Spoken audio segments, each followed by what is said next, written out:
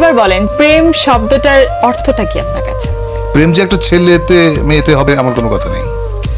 তুমি হয়তো বাড়িতে একটা গাছে পরিচর্যা করো, তার সঙ্গে তোমার প্রেম হতে পারে। বা তুমি একটা কলমটা তোমার পছন্দ, তাই না? ওইটা প্রেম। আমি একটা উদাহরণ দিই তোমাকে। ধরো তোমার একটা কলম আছে, তুমি ট্রাভেল করছো ট্রেনে বা প্লেনে, সেম একটা কলম তুমি যদি আরেকটা লোকের কাছে দেখো, তুমি কিন্তু তার সঙ্গে এক ধরনের ইন্টিমেসি ফিল করবে। প্রেমের ব্যাপারটা অনেকটা এইরকম। প্রেমের মধ্যে কোনো স্বার্থ থাকতে পারবে না, এবং প্রেম প্রেম মানে একজন আরেকজনকে কেয়ার করবে, তাই না? প্রেমের দুজন মানুষের মধ্যে যে প্রেম, সেই প্রেমের ক্ষেত্রে সবচেয়ে বেশি ছাড় একজন আরেকজনকে দেবে।